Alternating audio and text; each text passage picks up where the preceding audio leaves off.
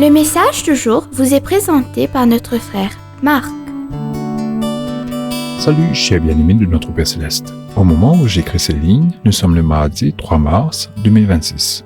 Et la guerre au Moyen-Orient entre les États-Unis, Israël et l'Iran entre dans son 4e jour. Le monde entier est pris en otage, sans savoir ce que demain réserve. Mes chers amis, cet événement mondial est sur toutes les lèvres et chacun y va de son commentaire. Pour ou contre cette guerre? Toutes les chaînes de télévision, partout dans le monde, diffusent en direct les images de bâtiments et d'infrastructures détruits, tandis que le nombre de morts ne cesse d'augmenter.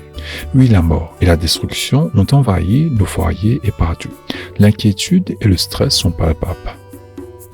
On voit des images de personnes bloquées dans les aéroports à cause des perturbations des vols, incapables de prendre un avion pour rentrer chez elles en toute sécurité. Fuyons ces situations mortelles et terrifiantes.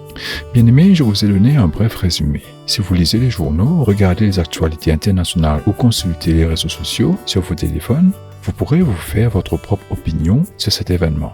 Bien-aimés, en regardant ces informations, 2 versets de la Bible me viennent à l'esprit et je souhaite les partager avec vous. Dans Jean 10, verset 1, le Seigneur Jésus nous met en garde contre les desseins du diable.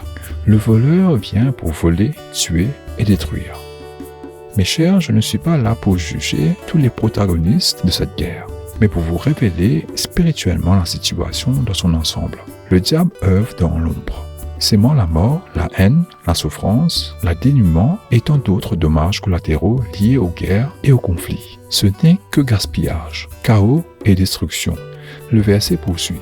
Mais moi, je suis venu pour donner la vie, et la vie en abondance. Le 2e verset d'Apocalypse, chapitre 22, verset 7, « Voici, je viens bientôt.